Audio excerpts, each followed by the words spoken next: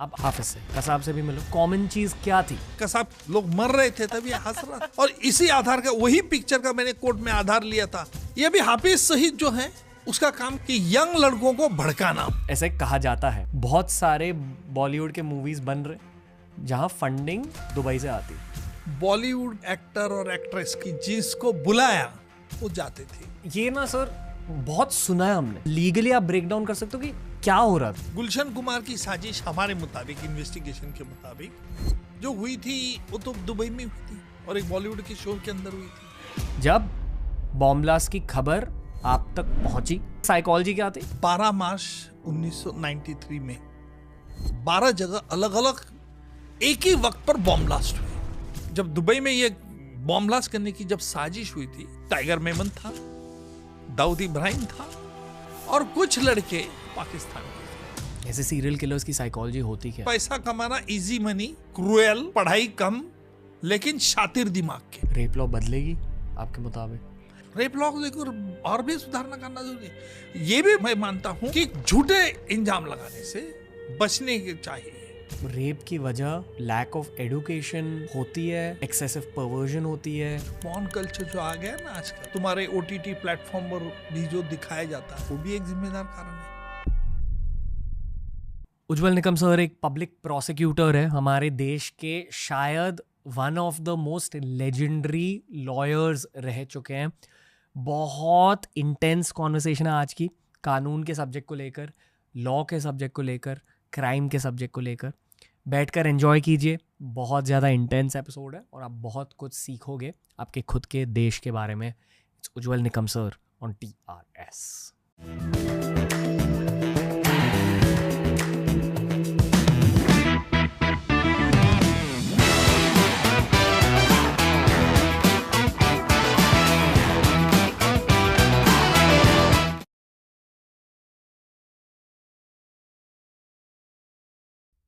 उज्जवल निकम का स्वागत है TRS में। मैंने आपसे पहले भी कहा, अब भी कहूँगा, मज़ा आ रहा है कि आप स्टूडियो आ गए और आपसे बात करने का मौका मिला। जी जी। जिस इंसान के बारे में मैंने पढ़ा है, जिसको मैंने टीवी पे देखा, अब सामने बैठा, थोड़ी अलग फीलिंग है। Thank you sir. नहीं अभी पहला सवाल ये है सर कि आप कैसे हो? लाइफ में देखो बहुत सारे ऐसे हैं जो घटनाएं होती है जिससे तुम उम्मीद भी नहीं कर सकते हो।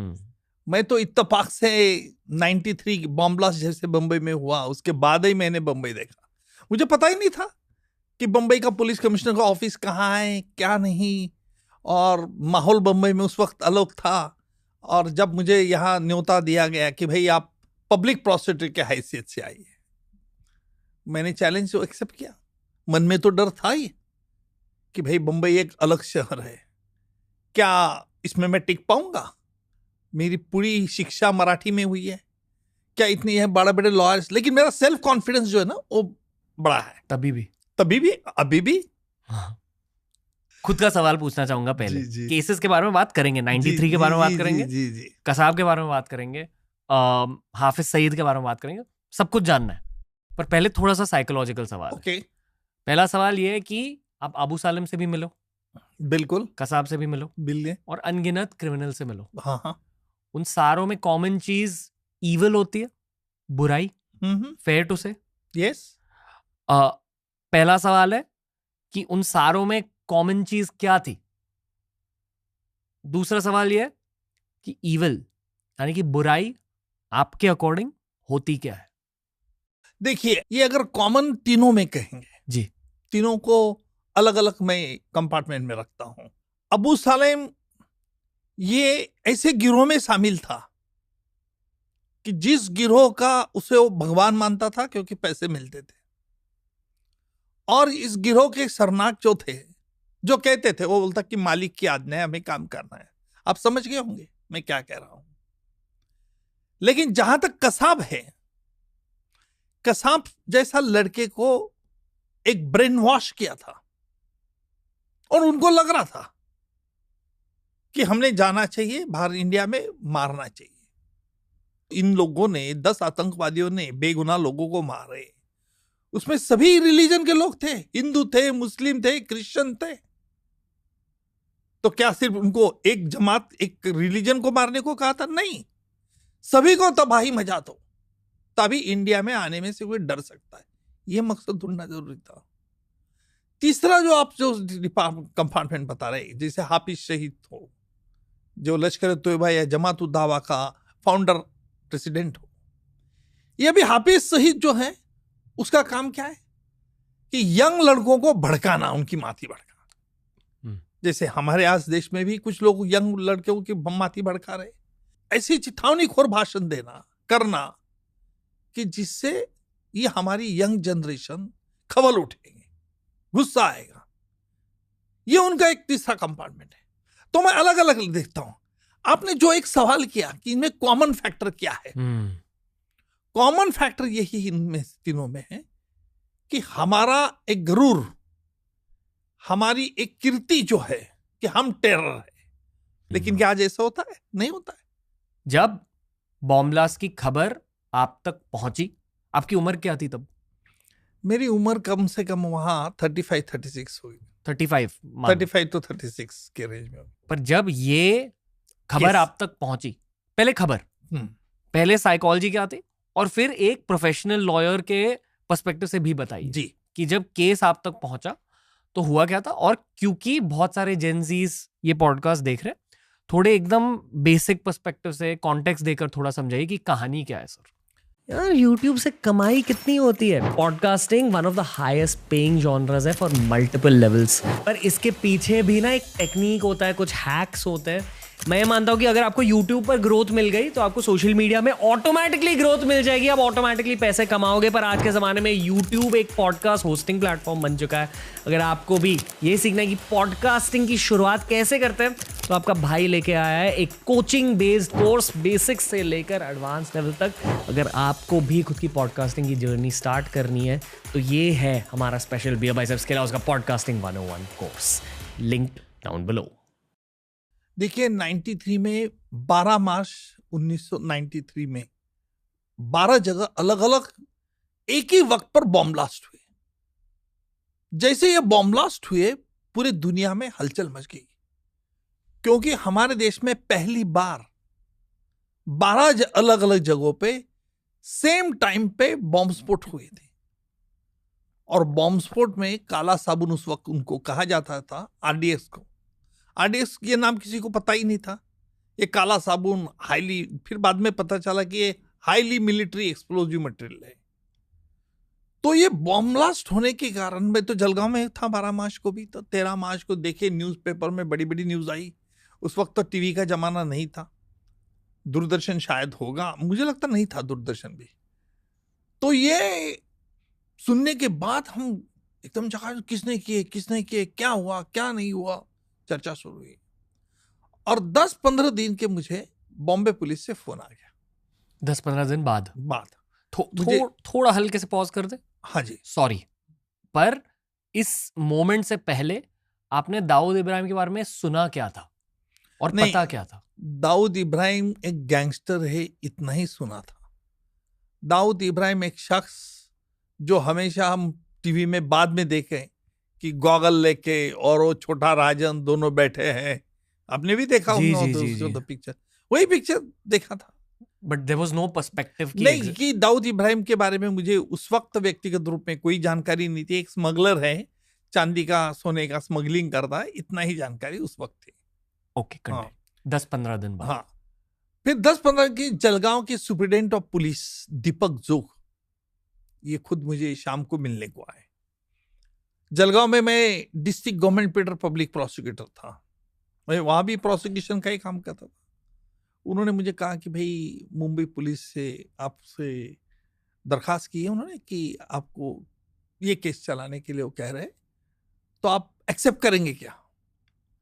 मैंने तो हाँ बिल्कुल नहीं कहा। पहले मैंने तो कहा हाँ, मैं तुम्हारे पेपर्स देखूंगा क्या है क्या नहीं, फिर मैं कहूंगा कि मैं एक्सेप्ट करूंगा क्या नहीं। उन्होंने कहा ठीक है, आप कब निकलोगे? मैं 3-4 दिन के बाद निकलूंगा। बोले नहीं जल्दी नहीं जाना है आपको, कल ही निकलो। बोले ठीक है कल निकलेंगे। मैंने मेरे घर में मेरी माँ को बताई, माँ डर गई, अरे 12 मार्च को इतने बॉम्ब ब्लास्ट हुए, तुम क्यों जा रहे भाई? तुझे पता है क्या कोई उसमें कितने लोग मर गए हैं? तुमको क्या प्रोटेक्शन रहेगा, क्या सिक्योरिटी रहेगा। मैंने माँ को कहा कि माँ, तू, मेरा जन्म हनुमान जयंती को, आज भी हनुमान जयंती है, और हर हनुमान जयंती को तू मुझे कहते कि नारियल ले उज्जवल और मंदिर में चढ़ा क्या।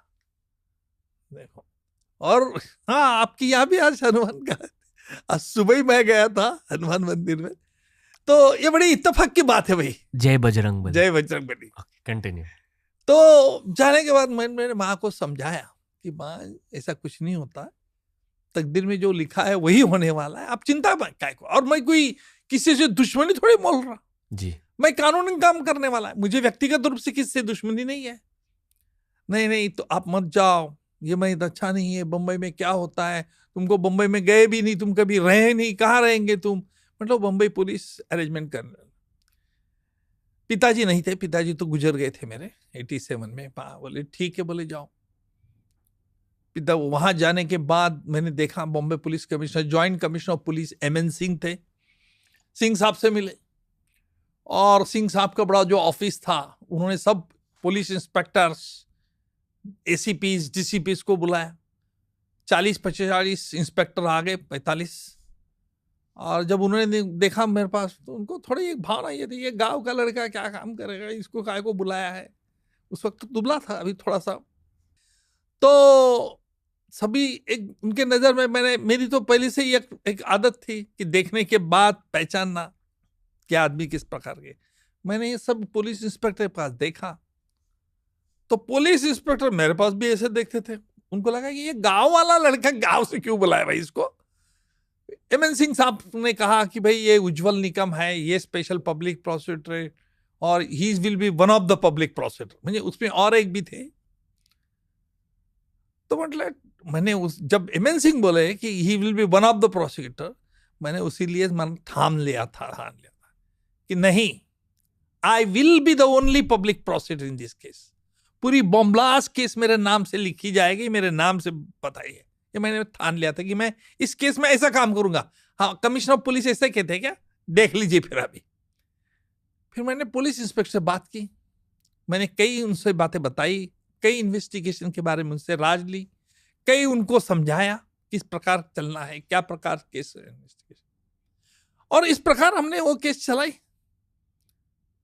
123 people were facing the trial, और उनमें से 100 लोगों को सजा हुई। 93 बॉम्ब ब्लास्ट जो हुआ, उसके पीछे देखिए मिसअंडरस्टैंडिंग, मिसरिप्रेजेंटेशन, प्रोवोकेशन। उसी वक्त भी जब दुबई में ये बॉम्ब ब्लास्ट करने की जब साजिश हुई थी, टाइगर मेमन था, दाऊद इब्राहिम था, टाइगर मेमन के भाई थे, और यहां बंबई के 3-4 लड़के, और कुछ लड़के, जो 3 लड़के लोग थे वो पाकिस्तान के थे। उनका नाम आखिर तक पता नहीं चला, लेकिन जब इन लोगों को ट्रेनिंग दिया गया पाकिस्तान में, तब वहां इमिग्रेशन से उनको कोई एग्जामिन नहीं किया, क्योंकि इंटरनेशनल लॉ के मुताबिक इमिग्रेशन के फॉर्मेलिटीज करना पड़ता है। इफेक्टिवली पाकिस्तान की गवर्नमेंट भी इन्वॉल्व थी। इनडायरेक्टली मैं ये कहूंगा, waging war against government of India, लेकिन बॉम्ब ब्लास्ट की उस वक्त ये चार्ज नहीं लगाया गया। जो एलिमेंट्स ऑफ पाकिस्तान थे, उन्होंने दाऊद इब्राहिम का लॉजिस्टिकल नेटवर्क का फायदा उठाकर बिल्कुल ये बॉम्ब ब्लास्ट कैरी आउट करा। बिल्कुल साजिश शायद किसी और की थी, पर दाऊद इब्राहिम के थ्रू एग्जीक्यूशन हुई। हाँ बिल्कुल, ये प्रूवन दाऊद इब्राहिम को पता था कि वो ये करने जा हाँ, उसको तो एजेंडा तो मालूम था। आपने कभी ये सोचा कि उन्होंने अग्री क्यों किया ये करने के लिए, कि वो भी एक्चुअली भारतीय है, तो फिर पाकिस्तान की साइड क्यों ली? देखिए, एक गुनहगार जब करता है काम, तो उसको पूरा मालूमात रहता है क्यों कर रहा है, पूछने की जरूरत क्या है। वो कानून की शिकंजे से अभी भी भाग रहा, तो ये इसका तो कोई मतलब नहीं है ना उसने क्यों किया है। उसको दहशतगर्दी मारा करना ही था। उस शख्स के बारे में आपने क्या जाना है आपके करियर के थ्रू, दाऊद इब्राहिम? नहीं, देखिए, दाऊद इब्राहिम के बारे में मैंने इतना ही जाना है कि आज भी वो कराची में है और ISI के प्रोटेक्शन में हुआ है। ओके, कैसा लगता है लाइफ के इस स्टेज पर कि जेड सिक्योरिटी आपके साथ है? डर लगता है या अच्छा लगता है? नहीं, डर भी लगता नहीं और अच्छा भी लगता नहीं। ये लाइफ में हमें सब झेलना पड़ता है भाई साहब। रणवीर जी, आप इतने अच्छी तरह से आपका टीआरपी है, तो क्या आपको नहीं लगता रणवीर जी कि आपके इस लाइन में लोग आपका दुस्साहस करते होंगे? करते हैं ना? तो होता ही है ऐसा। कई कई बार ऐसी चीजें छोड़ी जाती है, एयर में पकड़ी जाती है, मार्केटिंग किया जाता है, लेकिन इसलिए मैं आज देखने आया कि क्या सचमुच रणवीर जी क्या है। पर मेरे से अगर लोग नाराज हो जाते हैं ना, वीडियो बनाते हैं, मतलब मेरे को शूट नहीं करते हैं। ये बात सही है, पर भगवान की कृपा से, हनुमान की कृपा से ऐसा कोई किसी ने आज पर मेरे पे, और मैंने बताया ना, अबू सालेम भी, जिस मुलजिम को मेरे वस्ते से सजा हुई, वो अबू सालेम भी मेरी तारीफ करता है जेल में से। ये क्या है? ये मेरी कामयाबी है कि मैंने एक गुनहगार के मन में इस प्रकार विचार जागृत किया कि भाई तू अच्छा था, लेकिन तूने ये दूसरा रास्ता पकड़ा, इसलिए तुझे सजा हुई। तेरे में जो अच्छाई है, उसने बुराई पे मात करने पे भगवान ने तुझे एक और अवसर दिया है। ये उसका नतीजा ये है कि वो जेल से चिट्ठी लिखता है। कॉन्टेक्स्ट दीजिए फिर से अबू सालेम के बारे में। कौन थे, कौन है, और क्या हुआ? देखिए, आपको पता है कि अबू सालेम ये दुबई में थे जी। अनीस इब्राहिम का करीबन साथीदार माना जाता है। अबू सालेम जो थे वो हमेशा दुबई से अनीस इब्राहिम के कहने पर थ्रेटनिंग कॉल करते थे, धमकियां देते थे, और प्रदीप जैन एक बंबई के बिल्डर थे, उनको भी उन्होंने धमकी दी थी। फिर उन्होंने शादी की मोनिका बेदी से, और कुछ कारण ऐसा हुआ, पुर्तगाल में चले गए। पुर्तगाल में पता चला हमारे इंटेलिजेंस एजेंसी को कि वो दूसरे नाम से रहते थे पुर्तगाल में। पुर्तगाल और हमारा एक करार था, एग्रीमेंट था, उसके तहत उसको पकड़ा गया और उनको यहां लेके आ गए। उनके खिलाफ मैं प्रदीप जैन की मर्डर केस चला रहा था। मैंने देखा कि इनके पिताजी भी वकील थे। जब मैं कोई भी क्रिमिनल जिनके खिलाफ मैं केस चलाता हूं, उनकी पूरी हिस्ट्री पढ़ लेता हूं। क्यों? नहीं, हिस्ट्री पढ़ने से मुझे पता चलता है कि किस हालात में इन्होंने गुनाह किया है। क्या इनबॉर्न ये क्रिमिनल है? क्या इसमें क्रूएल्टी कितनी है? क्या ये डॉन क्यों बना? उसकी वजह क्यों है? तो मेरा काम ये रहता है कि कोर्ट को ये बताना कि इसको सजाए मौत दी जाए, क्योंकि 1 2 3 4 5 6 रीजंस है। और at the same time public prosecutor ये सिर्फ सजा बनाने के लिए नहीं है, to assist the court and to speak balancely. अगर कोई आरोपी के बाजू में भी पक्ष साइड हो तो मुझे कोर्ट को बताना चाहता है। गेटवे ऑफ इंडिया झवेरी बाजार की बॉम्ब ब्लास्ट में मैंने एक लड़की को कोर्ट को दरखास्त की थी, लड़की को छोड़ा जाए। वो उसके माता पिता के साथ थी। 93 में 2003 मार्च 2003 में 15 मार्च 2003 में ट्विन बॉम्ब ब्लास्ट हुए थे गेटवे ऑफ इंडिया इन झवेरी बाजार में। तो उसमें एक शख्स, उसकी वाइफ और उनकी लड़की और उनका एक दोस्त को पकड़ा गया था। वो रेकी करके आए 25 मार्च के पहले 24 मार्च को, देख के आए कि कहां बॉम्ब ब्लास्ट हमें प्लान करना है, क्या नहीं। लड़की भी साथ में थी। 25 मार्च को बॉम्ब ब्लास्ट हुए, पुलिस को पता चला, मिला, पकड़े सब। जब मैंने देखा कि उस लड़की के खिलाफ कोई सबूत नहीं है, तो कोर्ट को मैंने कहा कि इस लड़की को छोड़ा जाए, डिस्चार्ज। कोर्ट ने दरखास्त, मेरी एक्सेप्ट की रिक्वेस्ट, उसको छोड़ दिया गया। उनको, बाकी को लोगों को सजाए मौत हुई, अभी तक पेंडिंग है, हाई कोर्ट ने कंफर्म की है। कहने का मतलब यह है कि पब्लिक प्रोसिक्यूटर का रोल ये इस प्रकार होता है कि सिर्फ सजा, ये मौत और सजा देने का काम नहीं है। कोर्ट को सच क्या बात बताना, कोर्ट को असिस्ट करना, और ये पूरे तुम्हारा आर्गुमेंट्स, लॉ पॉइंट, क्या फैक्ट्स है, किस तरह से आर्टिकुलेट करते हैं। दोनों पाकिस्तान और कसाब के बारे में थोड़ा सा बात कर रहे हैं। कहां से स्टार्ट करें, पाकिस्तान से या कसाब से? 26/11 बंबई का हमला, यही तो बड़ी चीज आज देश में थी। अपने नजरिए से समझाइए, शेयर कीजिए पर्सपेक्टिव। नहीं, देखिए 26/11 की आतंकी हमला बंबई में, मैं ये बात जरूर ख्याल में रखूंगा कि एक ऐसा घिनौना काम जिस शक्तियों ने किया, उसे ना हमारा देश माफ कर सकता, ना मैं खुद माफ कर सकता हूं। क्योंकि 26/11 10 आतंकवादी आते हैं और 10 आतंकवादियों को एक माइंडसेट उनका था कि तबाही मचाना। उन्होंने तबाही मचाई ना। उन्होंने ये देखा कि हम जिसको मार रहे हैं किस जात का है, किस धर्म का है, नहीं, ये नहीं देखा उन्होंने। सिर्फ बंबई की तबाही करना। और मैं जब मुझे ये मैटर के बारे में सरकार ने कहा कि ये ट्रायल आप चलाइए, तो मुझे याद है कि अजमल अमीर का साहब यही एक इकलौता पकड़ा गया था। बाकी के लोग तो एनकाउंटर में मारे गए थे। पुलिस का इन्वेस्टिगेशन हो चुका था। अभी सिर्फ सवाल यह था कि सिर्फ कसाब के खिलाफ ट्रायल चलाना, जो जिंदा पकड़ा गया है, क्या सभी जहां जहां टारगेट अटैक हुए वो ट्रायल, यानी आपको समझाता हूं, होटल ओबेरॉय, ताज, वहां के तो आतंकवादी मारे गए जी। नरीमन हाउस के आतंकवादी मारे गए। अजमल कसाब पकड़ा गया जो अबू इस्माइल के साथ था। दोनों मरीन ड्राइव से जा रहे थे, बीच में पुलिस ने पकड़ा चौपाटी के, यहाँ विनोली चौपाटी के पास। हमारे तुकाराम उमड़े जो शहीद हो गए, उनके और उनकी टीम ने, तुकाराम उमड़े तो शहीद हो गए उस फायरिंग में। तो वो ट्रायल सिर्फ अबू इस्माइल तो मारा गया, कसाब जिंदा पकड़ा गया।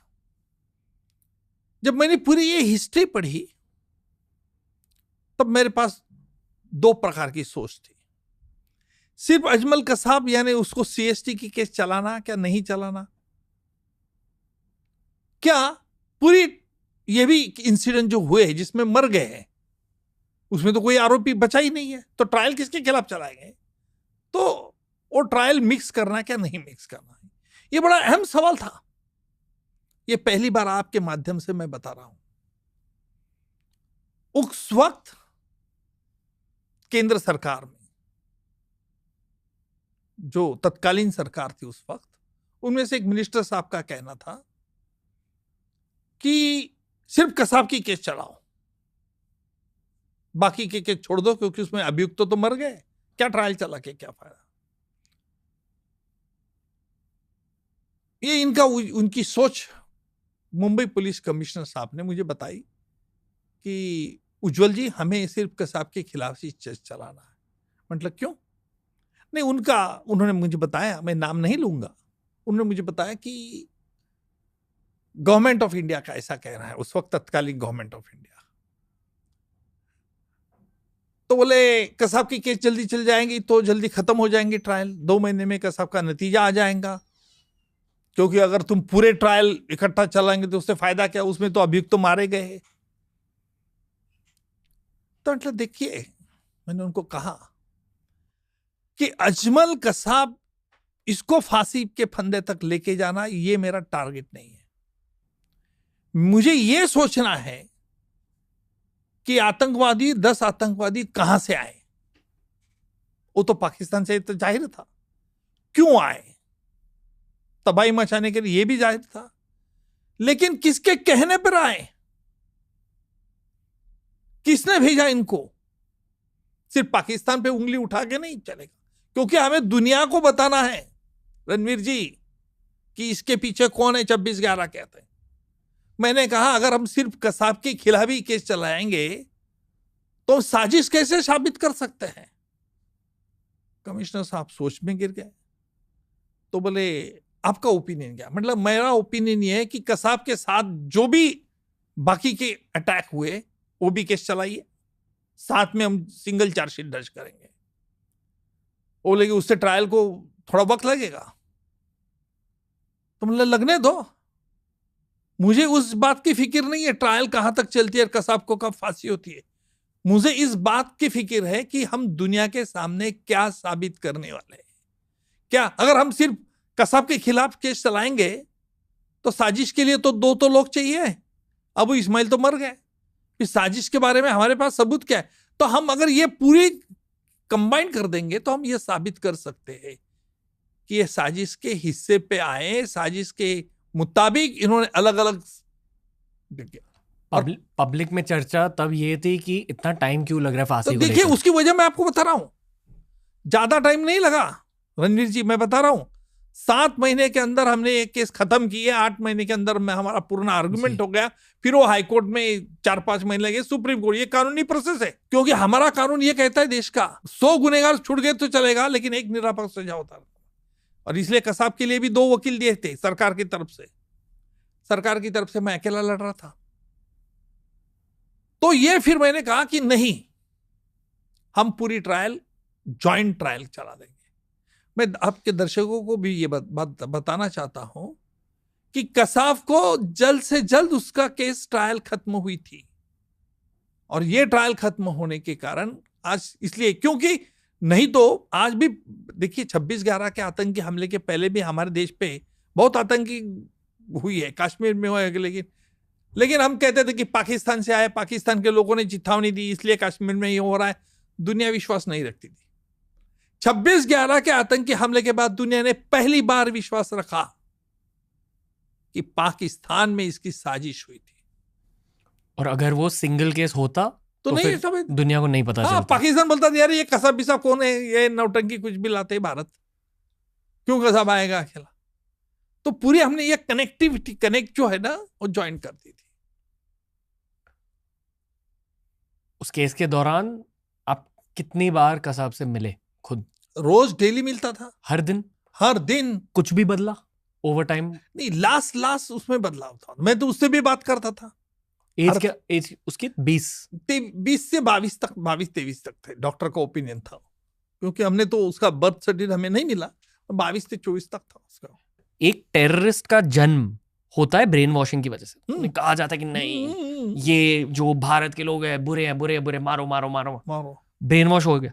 तो आप कह रहे हो कि एंड में वो थोड़ी सी ब्रेन वॉशिंग भी साफ होने लगी थी? हाँ, बिल्कुल साफ होने लगी थी। बताइए सर, इन डिटेल बताइए कि क्या आपका पर्सपेक्टिव। देखिए, कसाब से मैं तो मिलता था। क्यों कसाब, कैसे चल रहा है, आज क्या हिसाब करेगा तू, तेरा हिसाब तो मैं करूंगा। मैं कहता था, मैंने ये भी कहा कि कसाब बदले तुमने रंग, बदले बहुत नकाब, फांसी तक ला ही देने वाले हम तुझे कसाब। क्योंकि कसाब हर वक्त कहता था कि मैं ये नहीं हूं, वो नहीं है, मैं नाबालिग हूं। देखो, इनको ये जो आतंकवादी रहते हैं ना, उनको पूरी तरह से ट्रेनिंग दी जाती है, कोर्ट में क्या कहना है, पुलिस को कैसा गुमराह करना है। और इसलिए जब ये हमने देखा था कि एक लड़का कम से कम, रणवीर आपकी हाइट का था, आपके हाइट का एक लड़का, थोड़ा सा वेट था, आंखें उसमें घारे थे, और एक बेस्ट शूटर था। वो मुझे बादशाह कहता था, क्योंकि उसको मालूम था भी कोर्ट में जाके पुलिस सैल्यूट करती है मुझे, रिस्पेक्टफुल बात करते सब पुलिस ऑफिसर। उसका लगता है कि ये, उसको ये बाद में मालूम हो गया कि ये सरकारी वकील है, पब्लिक प्रोसिक्यूटर है, तो इसे वो तो पता चलता था। और लेकिन एक होशियार लड़का था, बहुत होशियार था। फिर भी ब्रेन वॉशिंग हुई थी? आखिरी में ब्रेन वॉश हुई ना, उसको तो हमने बताया ना, पुलिस उन लोगों ने बताया, अधिकारी ने नहीं। मतलब अगर होशियार था तो टेररिस्ट ने फिर भी उसको ब्रेन वॉश किया? बिल्कुल ब्रेन वॉश किया। उसको गरीबी थी, पैसे दिए थे। देखो, ये दोनों चीजें साथ में चलती है। उसको तो एक्सपोज पहले डॉन, पाकिस्तान का न्यूज पेपर ने एक्सपोज किया, और डॉन ने यह कहा कि इस बात का है, इस गांव का रहने वाला है, ये है। फिर पाकिस्तान तो मानना पड़ा कि यस हमारा से। लेकिन आज तक एक देखो रणवीर, ये बड़ी विशेषता है कि आज तक पाकिस्तान ने कभी कहा नहीं कि कसाब को न्याय नहीं दिया भारत ने, नहीं। उसमें एक पाकिस्तान एक कहीं भी नकार की घंटा नहीं बजाई, क्योंकि उसके लिए 2-2 वकील दिए थे। पूरी तरह से हमने ओपन कोर्ट में ये ट्रायल चलाई। देश के सभी मीडिया के पर्सन थे, फॉरेन मीडिया के लोग कोर्ट में हाजिर थे। पूरी तरह से उन्होंने सुने। सर वो बताइए, वो एंड के बदलाव के बारे में बताइए। नहीं, देखिए, कसाब में एंड में, देखिए, बाद में उसको महसूस हो गया था कसाब को कि जो मुझे सिखाया गया वैसी स्थिति नहीं है। उसे एक भड़काया गया था कि नमाज नहीं पढ़ने देती यहाँ, तो उसको नमाज की बात सुनाई दी।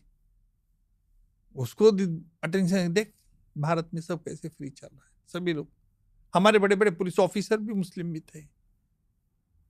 तो ये ऐसा कोई उसमें डिस्क्रिमिनेशन यहाँ नहीं है जो उसकी जिसकी सोच के आधार पर इसको बुराई सिखाई गई। मतलब भारत की एक बहुत नेगेटिव पिक्चर पेंट की गई थी उसके दिमाग में पेंट, पर यहाँ रहने के बाद उसको पता चला, रहने के बाद, पुलिस कम्युनिटी दिखाने के बाद, पिक्चर्स दिखाने के बाद, चैनल पे टीवी पर बातें करते समय उसे मालूमात हो, एक सेंस ऑफ गिल्ट थी। नहीं, अभी वो गिल्ट देखो, वो एक शातिर दहशतगर्दी था, गिल्ट नहीं, पर लेकिन उससे चेहरे से मालूमात होता था कि उसको रिपेंटेंस आ गया था कि मैंने जो किया वो गलत किया है। कभी रोया आपके सामने वो? नहीं, रोया नहीं, रोया नहीं, नहीं, नहीं, रोया नहीं, रोया नहीं। नेचर कैसा था? देखिए, अभी उसका नेचर, एक लड़का सिंपल दिखता था, हंसता था, मेरे साथ में बात करता था, मैं इतना ही कहूंगा। क्योंकि जब मैंने उसे पहले देखा, तब मैंने कहा कि ये साला लड़का इतना बेरहमी से लोगों को मारा। आपने उसका पिक्चर देखा होगा, अबू इस्माइल, और वो सीसीटीवी फुटेज आया था, तो ही वॉज लाफिंग विद, जब लोग मर रहे थे तब ये हंस रहा था। और इसी आधार का, वही पिक्चर का मैंने कोर्ट में आधार लिया था। मैंने कहा देखो वो बच्ची मर रही है और ये हंस रहा है, so he is enjoying the death of that small girl. तो इसे कहते हैं कि क्रूएल्टी, और ऐसी क्रूएल्टी सुधार नहीं सकती। ये फेज और ये केस आपकी लाइफ के लिए सबसे साइकोलॉजिकली चैलेंजिंग था? हाँ बिल्कुल, पूरी, देखिए मेरी पूरी प्रतिष्ठा इस केस में जुड़ी हुई थी। अगर इस केस के बारे में मेरे वजह से कुछ अगर वीक पॉइंट्स, लूज पॉइंट हो जाते थे, तो मैं देश की दृष्टि से बदनाम हो जाता था। Your reputation was on the line. Reputation was on the stake. और मुझे यह साबित करना था कि इसे पीछे शक्ति को। हाँ, जो मैं पाकिस्तान में गया था बाद में, कसाब को फांसी देने के बाद, तब हम पाकिस्तान में 8 दिन रहे। हमने पाकिस्तान में पूछा अधिकारियों से कि भाई आपने हाफिज सईद को नहीं आरोपी किया, जकीउर रहमान लखवी जो लश्करी कमांडर था उसको आपने अभियुक्त नहीं बनाया, क्यों नहीं बनाए? उनके जो मेजर जनरल थे, जो लीगल देखते थे, वो कहा कि mister Nikam, there is no evidence. मतलब एविडेंस तो आपको ढूंढना है भाई, साजिश आपके देश में हुई है, साजिश हमारे देश में नहीं हुई है। बोले हमको ज्वाइंट इन्वेस्टिगेशन में बुलाया नहीं। मतलब क्यों बुलाएंगे हम आपको? क्योंकि साजिश के मुताबिक ये 10 लोग आए, उन्होंने गुनाह किया, उसके बारे में हमने उनको, खत्म हो गया। साजिश तुम्हारे देश में अगर हो गई है तो आपको ढूंढना होगा। तो नहीं, बोले तुमको देना है एविडेंस हमारे, फिर हम देखेंगे। अभी तक देखो, उन्होंने जो लोगों को पकड़ा, जिन्होंने कुबेर बोट से आए, पाकिस्तान से कुबेर बोट से, अल हुसैनी बोट, कुबेर तो यहाँ आई थी, तो वहां से आए, तो मतलब उनको पकड़ा तुमने। वो तो छोटे फिश है, बड़े जो बिग फिशेस है वो तो अभी भी कानून के जाल के बाहर है। तो उन्होंने कहा हाँ ठीक है, अपन आपको देना। फिर वापस आ गए, हमने गवर्नमेंट ऑफ इंडिया को बता दिया। फिर बाद में मैंने पढ़ा कि डेविड हेडली जो एक था, जो 26/11 के आतंकी हमले के पहले भी मुंबई में आया था, जिसमें फोटोग्राफ्स लिए थे, जहां जहां टारगेट अटैक हुआ 26/11 का, सब जगह के फोटोग्राफ लिए थे। वापस वो अमेरिका गया, अमेरिका से पाकिस्तान में गया, और पाकिस्तान के उसने लश्कर तोयबा को फोटोग्राफ, और ये उसने खुद इकबाली बयान दिया शिकागो कोर्ट में, और उसके तहत उसको 35 ईयर्स की सजा हुई थी। और ये 35 ईयर्स सजा होने के बाद उसमें प्ली बार्गेन, देखिए अमेरिका और उसका प्ली बार्गेन एग्रीमेंट हुआ था। अमेरिका बोले तू गुनाह कबूल कर दे, हम तुझे सजा देंगे। फिर उसने बोला कि मुझे सजा दो लेकिन फांसी मत दो। उसको अमेरिकन फांसी नहीं दी, क्योंकि वो डबल एजेंट काम कर रहा था, वो अलकायदा के लिए भी अमेरिका के खिलाफ काम किया था। तो इसलिए उसको सजा दी, और उसको ये कह दिया कि अब हम भारत के पास नहीं देंगे तुझे, पाकिस्तान को भी नहीं देंगे, लेकिन तुझे सबूत देना पड़ेगा। उन लोगों देशों ने मांगा था, अमेरिका ने उतनी चालाकी दिखाई। और जब मैंने ये पूरा जजमेंट पढ़ा, तब मैंने सोचा कि इसका एविडेंस लेना होगा। फिर मैंने गवर्नमेंट ऑफ महाराष्ट्र को कहा, उस वक्त चीफ मिनिस्टर देवेंद्र जी फडणवीस थे, उनको कहा कि ये एविडेंस हमें लेना है। उन्होंने बोला जो भी मदद चाहिए बताइए। फिर मैं गया, अमेरिका गया। फिर मैं और एक पुलिस फिर वहां से हमने उनसे मीटिंग ली अमेरिका से अधिकारियों से, और फिर डेविड हेडली के मैंने गवाही ली वीडियो कॉन्फ्रेंसिंग। 8 दिन गवाही चली, लाइव एविडेंस। पूरी दुनिया में हलचल मच गई कि एक टेररिस्ट की गवाही हम ले रहे। आपने पूछा होगा वो अगर गुनहगार है, आपके दिमाग में रणवीर ये सवाल जरूर आया होगा कि भाई उसने तो पहले यहाँ के फोटो लिए थे, वो भी गुनहगार है, फिर उसका कैसे सबूत लिया तूने? कानून में गुनहगार का एविडेंस नहीं होता है, लेकिन हमने उसको माफी दे दी। सवाल यह है कि हमने माफी क्यों दी? क्योंकि मुझे मालूम है कि चोरों को अगर पकड़ना है तो चोरों को ही भेजना पड़ता है। अंग्रेजी में कहावत है, set a thief to catch a thief. और इसलिए हमने डेविड हेडली की गवाही ले ली और पाकिस्तान को हमने भेज दी कि ले देखो। और डेविड हेडली ने हमें बता दिया कि हमने ईमेल ये सब भेजा था, बड़े चाचे का क्या होगा, छोटा चाचा का। मैंने उसको डेविड हेडली को पूछा, बड़ा चाचा मुझे कौन रहे भाई? तो उसने बोला हाफिज सईद को हम बड़ा चाचा बोलते थे, ईमेल में लिखा है बड़ा चाचा। ये पूरा शिकागो कोर्ट का हमने एविडेंस ले लिया। छोटे चाचा मुझे रहमान लखवी। और उसके बाद पाकिस्तान चुप पे बैठा। देखिए, कानूनी ट्रायल चलाना ये भी एक प्रकार का कानूनी जंग होती है, और मैं खुद को एक कमांडर समझता हूं। कमांडर इसलिए समझता हूं कि यू हैव टू एंटिसिपेट कि आगे चल के क्या होने वाला, तुम्हारा एनिमी किस प्रकार अटैक। जैसे आर्मी में स्ट्रेटेजी बनाते हैं ना कि भाई हमारा यहां एयर स्पेस से ये करेगा, ड्रॉपिंग करेगा, हमारा रणगाड़ा दल यहां से जाएगा, भूतल वाला यहां से जाएगा। उस प्रकार स्ट्रेटेजी अपने करो कि गुनाह साबित करना है, अगर गुनहगार को सजा देना है तो हमारा इन्वेस्टिगेशन में क्या खामियां हैं और हम किस प्रकार रेक्टिफाई कर सकते हैं। मुझे जब मैं केस चलाता हूं तो आम गवाहदार तो एकदम गांव में से छोटे रहता है, मैं तो पूरे महाराष्ट्र में घूमता हूं, देहाती रहता है, उसको अनपढ़ रहता है, उसको पढ़ाना, उसको प्रति उज्जवल निकम बनाना ताकि वो कोर्ट में डिफेंस लॉयर को क्रॉस फेस कर सकता। बहुत सारे बॉलीवुड के मूवीज बन रहे जहां फंडिंग दुबई से आती है, ऐसे कहा जाता है। मैं आपसे मुझे नहीं लगता अभी आते होंगे। पहले क्या था, don, this Bollywood was you see influenced by the don people. ये ना सर बहुत सुना है हमने। हाँ, 90s में, 2000 सही बात है। एक थोड़ा लीगली आप ब्रेक डाउन कर सकते हो कि क्या हो रहा था एग्जैक्टली, एक्सरे क्या है? देखिए, गुलशन कुमार की मर्डर केस मैंने चलाई है, आपको तो पता होगा। गुलशन कुमार की साजिश हमारे मुताबिक, इन्वेस्टिगेशन के मुताबिक जो हुई थी वो तो दुबई में हुई थी और एक बॉलीवुड के शो के अंदर हुई थी। वजह कुछ भी हो, कुछ भी इंटरनल कंपटीशन हो कि मेरे इसमें किसने गाना चाहिए, दूसरा कहता था इसने गाना चाहिए, मैं ज्यादा नाम नहीं लूंगा। ये झगड़े का मूल कारण था। छोटे से चिंगारी शुरू हो गया, गुलशन कुमार जी का मर्डर हो गया। उस केस को थोड़ा ब्रेक डाउन कर सकते हो?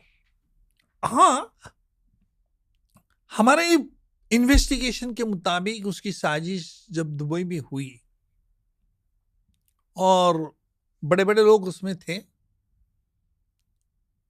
साजिश में शामिल नहीं थे, वो शो में शामिल थे जी, लेकिन उनका भी स्टेटमेंट लिया गया था उनके नतीजे पर।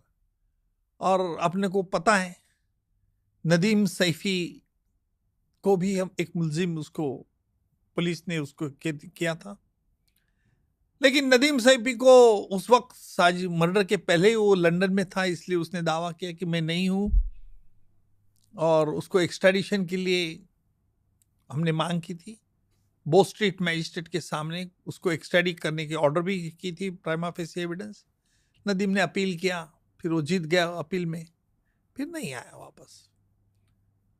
पर जो इंटरनल क्लैशेस इनके थे बॉलीवुड के, वो भी एक वजह थी। आपस में कंपटीशन जो था, आपस में कंपटीशन, थोड़ा बाकी 3Ws में भी एक कारण था। तो इसमें जो इंटरनल जो उनकी दुश्मनी थी, वो भी एक वजह थी। पर ये बॉलीवुड मीट्स अंडरवर्ल्ड, इस कॉन्सेप्ट की शुरुआत क्यों हुई? क्योंकि बॉलीवुड में इजी वर्चूज मनी, हाँ ओके, ये कारण मेन था। पैसा मिलता था और पहले बॉलीवुड एक जमाने में हमें दुबई से न्योता आया, डॉन भाई ने बुलाया, ये बड़ी अहम चीज लगती थी उनको। जो मेरे पढ़ने में आया, जो इन्वेस्टिगेशन पेपर से मानो, उससे कह रहा हूं। पैसे, बहुत ज्यादा पैसे मिलते थे, पैसे मिलते थे और हमारा भाई से ताल्लुकात है, भाई ने बुलाया है, भाई ने किया है। ये भाईगिरी, भाई चाचा जो चल रहा था ना, उससे थोड़ा सा बॉलीवुड का भी, और आज भी हमारे देश में बॉलीवुड को भगवान के रूप में देखने वाले बहुत आम आदमी है। और इसलिए मैं हमेशा कहता हूं कि बॉलीवुड के एक्टर और एक्ट्रेस ने ये देखना चाहिए, समझना चाहिए कि हम क्या आदर्श हमारी पीढ़ी को दे रहे हैं, हमारे नौजवानों को क्या दे रहे हैं। क्योंकि आज भी बॉलीवुड के एक्टर एक्ट्रेस को कई बच्चे भगवान जैसे मानते हैं। वो सेलिब्रिटी तो है ही। को लगता है कि डर की वजह से वो एसोसिएट करते थे कि अगर ना बोला डी गैंग को या अंडरवर्ल्ड, ये भी एक वजह है इसमें से। There are 2-3 reasons. One of the reason is, उनको लगता था कि भाई ने बुलाया, मुझे बड़ी, अपने को समाज में एक प्रतिष्ठा मिल गई है। प्रतिष्ठा, हाँ, ऐसा लगता था उनको। आमतौर पर नहीं बताते थे, लेकिन एक मन में से तो था कि हम दुबई में जा रहे शो के लिए। वट फील होता था। हाँ, वट फील होता था, कि एक महसूस होता था। और दूसरी बात तो ये थी, डर, आपने जो कहा कि नहीं गए तो ये हो जाएगा।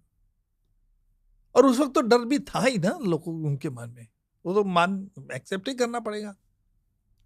और जिसलिए अभी जो हमारे कानून बन गए, जिस वजह से सरकार भी अभी एक्शन, क्विक एक्शन होती है, पुलिस मशीनरी भी तगड़ी बन गई है, हमारी इक्विपमेंट मॉडर्नाइजेशन पे चली गई है, हम अभी किसी का कॉन्वर्सेशन इंटरसेप्ट कर सकते हैं।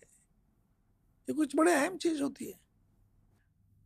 आपने सुशांत सिंह राजपूत के मर्डर केस को फॉलो किया है? हाँ, देखा है, सुना है मैंने। एज अ लॉयर आपका ओपिनियन क्या है? नहीं, मैं नहीं बोलूंगा उसके बारे में, क्योंकि क्या है, मेरे पास उसके बारे में कोई जानकारी भी नहीं है और कोई सबूत भी मैंने देखे नहीं है। सबूत के आधार पर ही मैं बोलता हूँ, सबूत नहीं है तो मैं नहीं कहता हूँ। जी जी। सुशांत की सिस्टर आई थी शो पर। फैमिली ये चाहती है कि केस को फिर से खोला जाए, क्योंकि क्लियरली मार्क्स थे उनके नेक पर। I believe that was the core of what she said. तो शी बिलीव्स कि जो डॉक्टर ने बताया वो सच नहीं है। That's what was said on the show. ये जैसे आपको जानकारी नहीं, मैंने देखा नहीं जी। देखो, अभी पुणे तलवार का आपने सुना होगा, दिल्ली का केस, उसके बारे में भी कई बार अलग अलग स्टोरीज बताई जाती है। जब तक मैं पेपर नहीं देखता, केस पेपर नहीं देखता, जब तक मैं किसी उनसे बात नहीं कर पाता, तब तक मुझे सच्चाई तक नहीं बता सकता क्या इसमें कितनी सच्चाई गहराई है। क्या सीरियल किलर से मिलो? सीरियल किलर, हाँ, साइकोलॉजी अलग होती नहीं, इनकी साइकोलॉजी अलग। में कोल्हापुर का बाल हत्याकांड चला है। दो लेडीज ने कम से कम 12 छोटे बच्चों को 5 साल के अंदर मार डाला था। 2-3 साल को किडनैप करना। उनका area of operation Kolhapur, Mumbai, Nashik, Pune.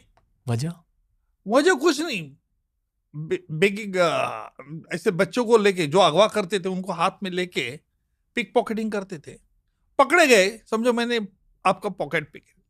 Lady था अंजनाबाई गावित, उसका नाम था, उसके मदर का, रेणुका एंड सीमा गावित, उसके 2 बच्चियां। तो अभी ये खिसा काटने से, पिक पॉकेटिंग करने से अगर पकड़ेगा, आपने मुझे पकड़ा, समझो मैं अंजनाबाई हूं, आपने मुझे पकड़ लिया, तो मैं जोर से ढोंग करूंगा कि मैंने कहा चोरी की, मैंने कहा पिक पॉकेट किया, आपका खिसा थोड़ी कापा, आप झूठे इंजाम लगाए। तो मैं बोलूंगा अरे मैंने अपना तो आपका हाथ पकड़ा है, ये क्या डायरेक्ट सबूत है, आपके हाथ में पैसे। फिर वो शोर मचाते, ये देखो तुम मेरे पर झूठा आरोप करते। ऐसे फेयर बियर में गर्दी का जहाँ भीड़ की ठिकान हो, रेलवे स्टेशन हो, बस स्टेशन हो, तो मेरे हाथ का जो बच्चा पकड़ा हुआ है गोद में, तो उसको जोर से फेंक देती थी जमीन पर। तो आपकी पब्लिक सिंपैथी जमा हो जाती, अरे आप क्यों खामोखाम रणवीर जी आरोप कर रहे, वो क्यों करेगी, उसमें बच्चों को लाग रहा। मतलब तो पब्लिक सिंपैथी मेरे पास आ जाती थी। खुद की चोरी के दौरान बच्चों को प्रॉप की तरह यूज करती थी। हाँ, शील्ड की तरह, डिफेंस शील्ड। और वो लड़का छोटा 3 साल का, 2 साल का, तो बोल भी नहीं पाता था, उसमें इंज्योर हो जाता था, बाद में वो ट्रीटमेंट नहीं करती थी, मर जाते थे। ऐसे 12 लड़कियों को उन्होंने मारा। वो केस जब मैंने कोर्ट में चलाई, सबसे मैंने आपने अच्छा सब्जेक्ट निकाला रणवीर जी।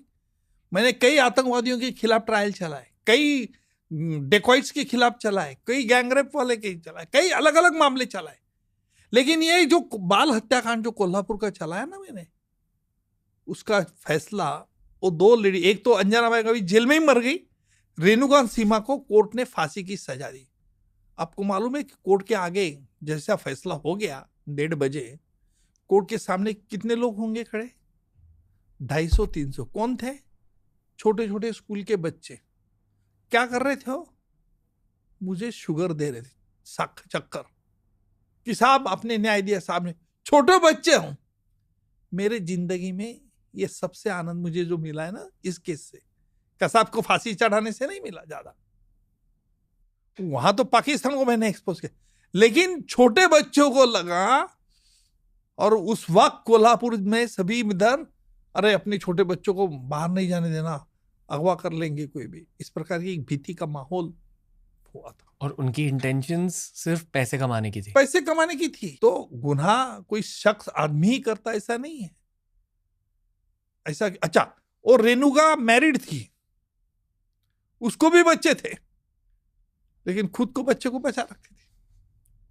मेंटालिटी। फिर उसको, हमारे पास सबूत क्या था? हमारे पास डायरेक्ट एविडेंस नहीं। हमने जब ये पुनः में घाट जो है जंगल में, क्या खंडा घाट के यहाँ, वहां से हमने वो स्केलेटन्स निकाले बच्चों, उन्होंने बताया 3 अनऑफिशियली तो 45 लड़के के ऊपर है। मैं पता, हमारे पास सबूत नहीं थे, मिसिंग कंप्लेंट नहीं थी। तो आपने कहा ना ये एनर्जी आपके पास कहाँ आती है? अच्छे काम करने से एनर्जी आती है। ऐसे सीरियल किलर्स की साइकोलॉजी होती क्या है? नॉट नहीं, साइकोलॉजी मीन्स उनका पास पैसा कमाना, इजी मनी, क्रूएल, पढ़ाई कम, लेकिन शातिर दिमाग के। जब आपको बता था कैसे शातिर दिमाग के होंगे। ये केस हमारी सीआईडी के लोगों ने इन्वेस्टिगेट किए थे। अभी मैं मेरे सीआईडी की इन्वेस्टिगेशन टीम के लोग सुनने के लिए, क्या गवाहदार बताता है कुछ नहीं, सुनने के लिए सिविल यूनिफॉर्म में, सीआईडी तो आपको मालूम है कि पुलिस की वर्दी नहीं रहती, सीआईडी की वर्दी रहती है।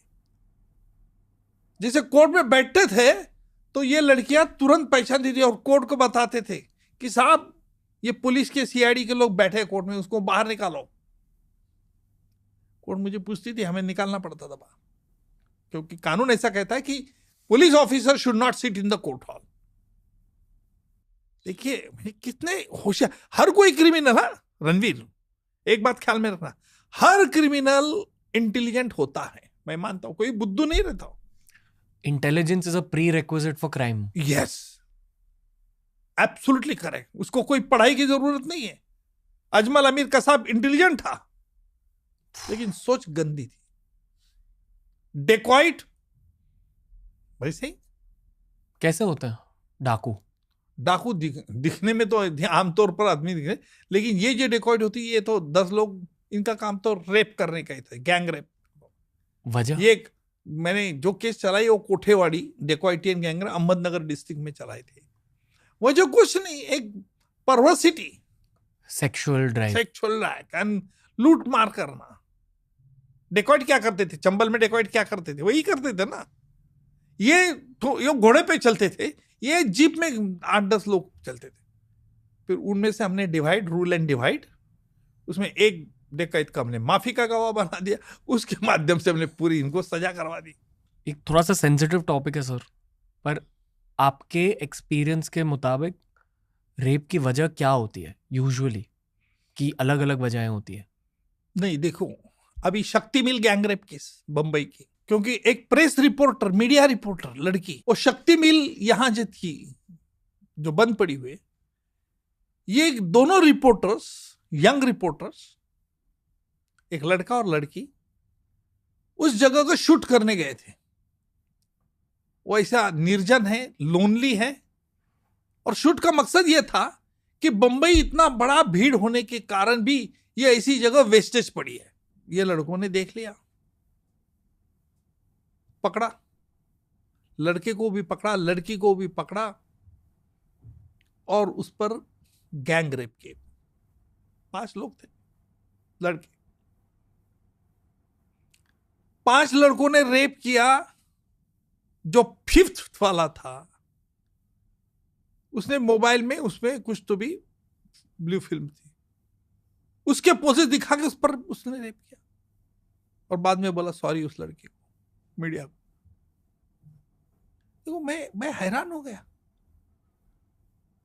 देखो हमने कानून में बदलाव लाया, दिल्ली में जो केस हुई उसके बाद कानून में कुछ बदलाव लाए, उसके मुताबिक वो विक्टिम गर्ल को पुलिस कंप्लेंट करना पड़ता है, वहां उसको बोलना पड़ता है रिकाउंट इंसिडेंट कैसे हुआ क्या हुआ, कंप्लेंट में तो बोलना पड़ता है। फिर उसके बाद मैजिस्ट्रेट के सामने बयान देना पड़ता है और फिर कोर्ट में गवाही, 3 बार गवाही, उसको रिकाउंट करना पड़ता है। ये बुराई नहीं है और इसलिए कानून में संशोधन करना अभी भी बाकी है, मैं ये व्यक्तिगत रूप से मानता हूं। स्पेशली रेप लॉज को लेकर और भी सुधारना करना जरूरी है। ये भी मैं मानता हूं कि झूठे इंजाम लगाने से बचने के चाहिए।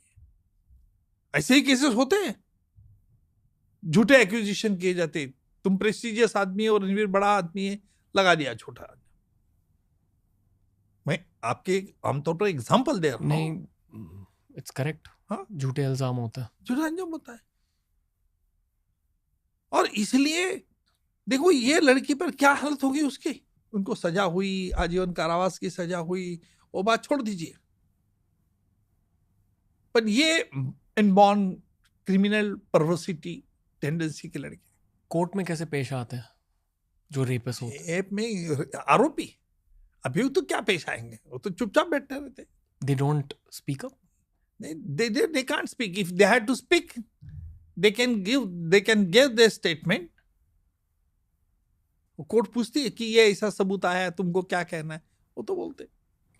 पर रेप की वजह लैक ऑफ एजुकेशन होती है, एक्सेसिव परवर्जन होती है, देखो उसमें आज जो फ्री मीडिया आ गया ना, वो भी जिम्मेदार है उसके लिए। पॉर्न कल्चर जो आ गया ना आजकल, तुम्हारे ओटीटी प्लेटफॉर्म पर भी जो दिखाया जाता है, वो भी एक जिम्मेदार कारण है। क्या देखना चाहिए बच्चों लोगों ने, क्या नहीं देखना चाहिए, क्या आज फैमिली में कंट्रोल है? आज माँ बाप दोनों सर्विस करते हैं, बच्चा क्या करता है पता नहीं रहता है। शाम को आने के बाद तुमने स्टडी किया क्या, नहीं स्टडी किया, स्टडी होमवर्क कर लो, इतना खत्म। क्या आपस में लिखो, उसके कभी बात करते हो क्या आज दिन में किससे मिला हो क्या? वो जो ब्रीच है ना, वो डेवलप नहीं होता है। आप ये मानते हो कि अगर एक रेप साबित हो चुका है तो सजा और भी ज्यादा इंटेंस होनी चाहिए than just a death penalty? नहीं, देखिए अभी एक सवाल उसमें ये भी है कि कानून ये देखता है कि रेप, ये जो गुनाह किया है उसने, वो पहली बार किया है क्या, रिपीट ऑफेंडर होगा तो उसको फांसी दी जाती है। कानून में ये धारा लाई गई। पहले रेप में सजा होगी, वापस छूटने के बाद अगर वापस रेप करता है तो उसको डेथ पेनल्टी की सजा है। छूटने के बाद? छूटने के बाद में, ये सजा पूरी होने के बाद अगर वापस रेप करता है। कितनी लंबी सजा होती है यूजुअली? नहीं, ऐसा वो डिपेंड है, आजीवन कारावास। कई तो 2-2 साल की लड़की पर रेप किया है। मैंने एक केस चलाई, 2.5 साल की लड़की थी, मार डाला रेप करके। तो देखो कितना दुख झेलना पड़ता है। और मुझे उन तमाम लोगों को दुख ध्यान में रखना पड़ता है कि जिनके बच्चे पर यह अत्याचार हुआ है, जिन पे ये गुजरी गए। रेप लॉ बदलेगी आपके मुताबिक? नहीं, रेप लॉ बदलेगी यानी उसमें थोड़ा सुधार लाना जरूरी है, क्योंकि हमें हमारी ये कोशिश रहनी चाहिए कि कोई भी व्यक्ति उस पर झूठे आरोप नहीं कर सकते। जी।